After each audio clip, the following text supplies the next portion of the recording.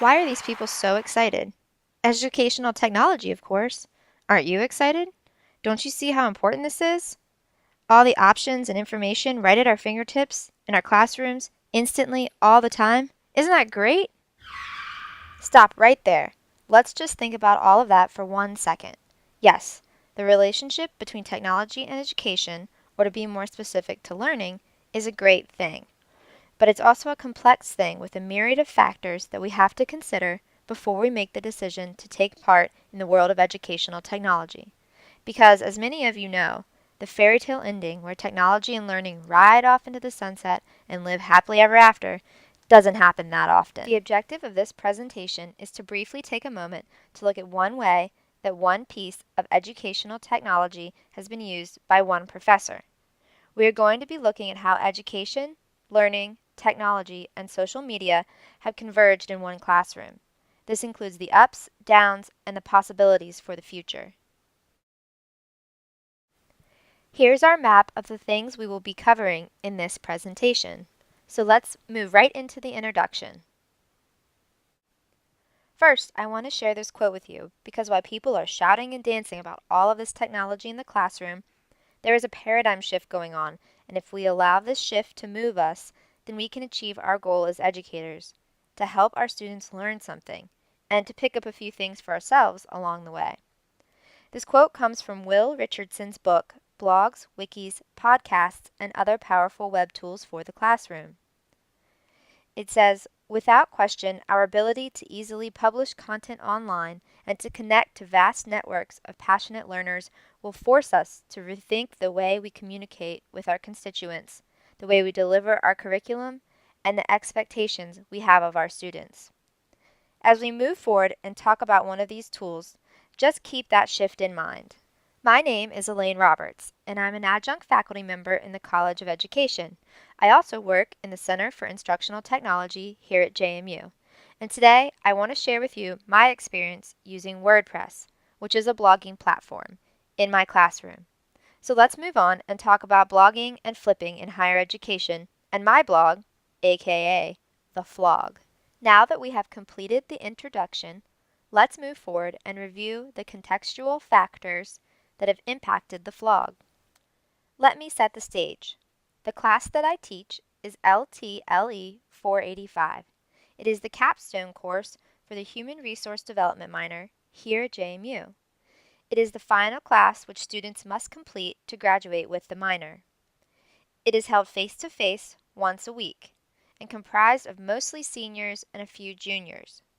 They come from all different majors. Some of these include communications, sports marketing, accounting, and the writing and rhetoric program. So now that you know the characters, let's look at the course expectations. Last semester, I co-taught this class with another faculty member, and together we redesigned the class. And although we teach two separate sections now, we mirror each other and continue to evaluate the progress and effectiveness of the course. And I tell you this because often I will say we do this or we do that. And it's because I don't think of this as just my experience. Now, let's look at the structure of the course. The largest requirement in terms of workload and grade percentage is a team-based, semester-long client project. Each team of students are assigned to a real client, many of which are departments or groups within JMU, but we also have clients from the community, such as VMRC, or Virginia Mennonite Retirement Community. The teams work directly with their client to analyze, design, develop, and implement and evaluate a learning intervention. They develop materials, e-learning modules, conduct needs assessments, and so much more. They experience what it's like to work in the field of HRD. Other parts of the class include a team facilitation in which they practice facilitating a part of an active training session to learn how to manage a group. Within each class, the instructor does not lecture, but rather facilitates and guides learning through activities, discussion, inquiry, and problem solving. Finally, students are assigned readings from two textbooks. They must contribute to the flog, or our blog, and they respond to reflection prompts in an individual journal. Here's the kicker. No tests, no quizzes, no term papers. Yep, I said it. So how do we evaluate their learning? We evaluate learning through consistent and nonstop interaction with the students. This class is meant to be the bridge between a student's academic college life and their future, whether that's a job or grad school or something else. The class is learner-centered and experience-driven. The idea is to create an environment that diverges from the preconceived notion of what a college class is, and instead accepts failure, divergent ideas, reacts to students and their experiences, and fosters independence. And that all sounds great, right? But how does that happen? What tools do you use? We are going to take a look at the tools that I have chosen to adopt and adapt for this class, specifically the flog. So what exactly is the flog, and what's the point? Well, let's find out. We start with a blog, using WordPress because it can be supported and hosted by JMU. The students can log in with their EIDs and post, edit, categorize, and many other things, the content that they have created. And so, the essential idea behind the flog is that students use time out of class developing, researching, and creating content that's relevant to the course, and that in-class time is used to discuss, synthesize, share, build, and apply this information, thus flipping the idea of students blogging by using out-of-classroom time to reflect, support, discuss content that was presented in class. By combining blogging and the flipped classroom approach, the flog was born. It's important to review the background information on this social media tool in order to understand the role of blogging in the classroom. So let's take a look at that. In the late 1980s and early 2000s, the read and write web took off. You didn't have to be a coder to contribute to the internet, and one way that this happened was through the emergence of blogging. A web blog, or updated pages of lists of links and things someone visited, lead to blogging as we know it today. There are approximately 2 new blogs created every second. However, 2/3 of those go 2 months or more without being updated.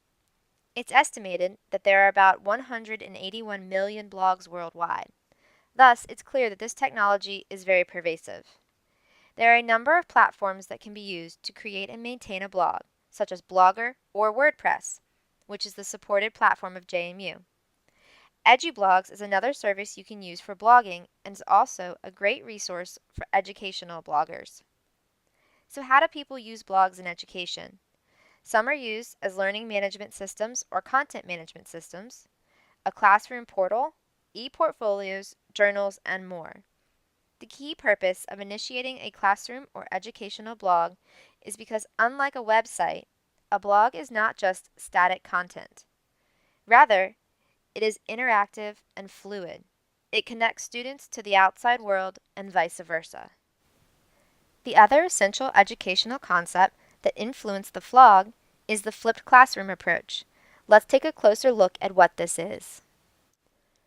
The flipped classroom approach. It's a buzzword in the educational world today, but what is it? The essence of the flipped classroom is explained by Sams and Bergman, who were 2 chemistry teachers, and in 2007 became a driving force behind this approach in secondary education. They say that the flipped classroom is an intentional shift of content, which in turn helps move students back to the center of learning, rather than the products of schooling. Sounds great, right? Okay, but still, how do you do that? Essentially, the flipped approach means that instruction is provided at home or content is presented out of class. Then class time is used to practice and apply the material, allowing for one-on-one teacher time.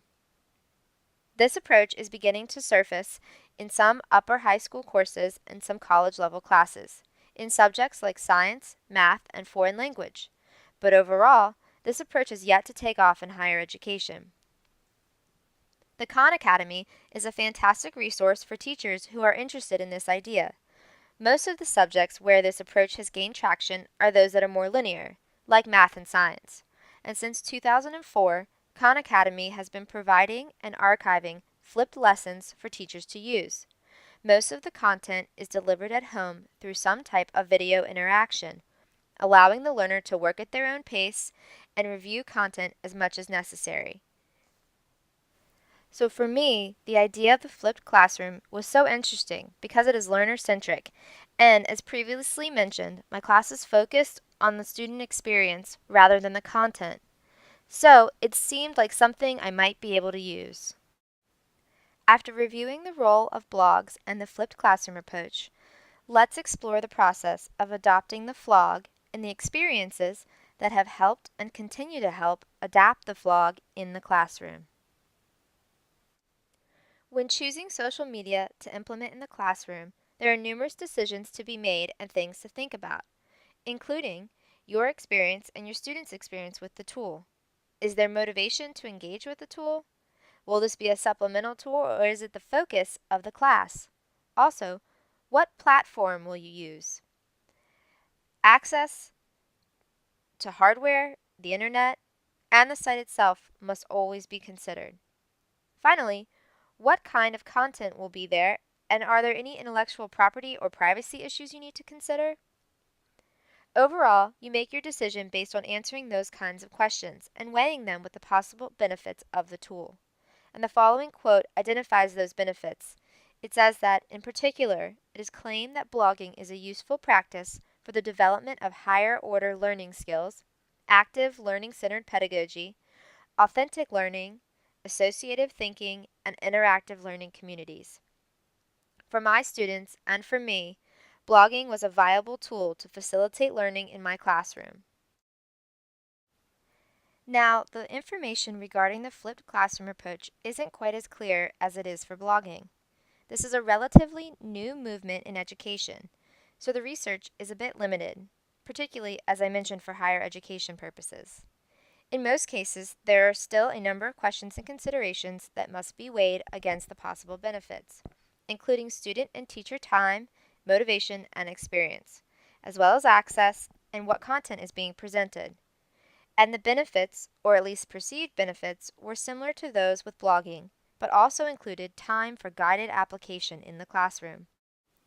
Okay, sounds great, but this didn't exactly answer how would I use this? I found the answer in a Learning and Leading with Technology report from 2012 that stated, the way a flipped classroom may be most effective depends on the context of the class, so there is not a single flipped classroom method. Use and adoption depends on the instructor. So it was all up to us, the instructors. So we took all of this information and adapted the ideas to fit our students and our class. And so we blended the ideas, but this was not an all or nothing sort of process. Rather, we used WordPress, which was the most accessible and readily available social media for us, and imposed the flip philosophy to the use of the technology. That is, the central goal of the flipped approach is to provide more time for interactions to happen in class. The flog is an adaptation for our class. We wanted to incorporate technology that would engage students. We used a theme that was visually appealing and inviting to collaboration and to create a space for social learning. This tool was meant to be used as a method of maintaining accountability to each other and the class, because they would be creating content that would later need to be referred to and used. And finally, we wanted a learning community to develop that would support students as they move through this experiential learning-based class. So here's a quick look at how the flog really looks. As you can see, we use a Pinterest type feel to it, using a number of images so it's visually appealing. We have links up at the top left for assignments, in-class work, and other assignments and readings. The students are able to post to this and edit all the posts. Also on the right side, you will see some RSS links that come from professional publications in our field. Finally, I'd like to share some of the plans and changes that have and will continue to shape the flogtastic future of LTLE 485. After the first semester of the class, we decided to work on a few things, some of which are being implemented currently in this semester. First, we found that students needed a more structured writing rubric and understanding of evaluation methods. Our loose guidelines from the first semester detracted from students' learning because they were so focused on getting points and trying to figure out what we wanted. So by creating rubrics and slightly more structured guidelines for assignments, students have a clear expectation of what they are doing and can then focus on the content they're developing. Second, we found that students wanted more professional development from the course, especially since many of them are interviewing for jobs during the class. So we have added a number of RSS feeds from professional publications to help students stay up to date on trends and information in the field. Also, we are continuing to develop and scaffold our assignments, having first experiences be low risk and simple tasks such as posting any example of active training, to eventually, quote, researching a learning theory or theorist and write a review using academic sources. Continually, we are looking at what our role is. Some students want more interaction from us, so we have created a top slider section, which is a place that we post information, and then we are also able to comment on all posts. Students only make good use of a media tool or engage in any learning activity if they are well embedded in the learning design. Thus, we create this social space that belongs to the students. They use it in class for work, and they use information from it for projects and review. Most important is to maintain a learner-centered pedagogy.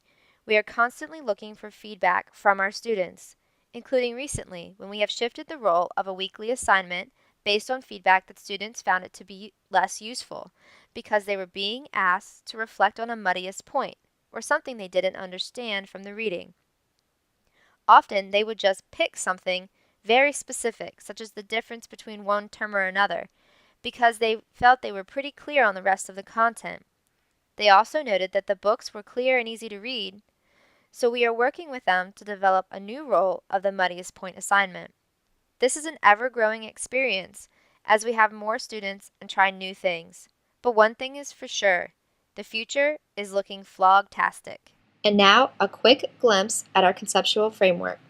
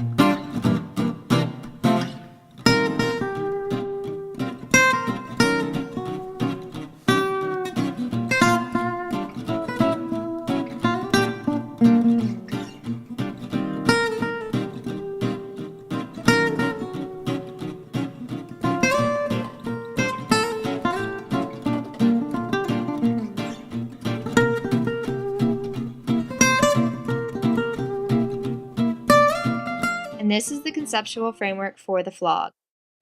Instructors of courses rooted in a knowledge discipline can use blogs, no, the FLOG, to lead students through foundations of that discipline in order to contextualize real-world experiences. In conclusion, I hope this information has helped to spark some ideas in your mind of how you might be able to implement social media as an effective educational tool in your classroom. Because remember, there is no one right way or one right tool. It's about being able to think outside of the box, thinking holistically about learning, and then decide what tools could be the right fit for you and your students.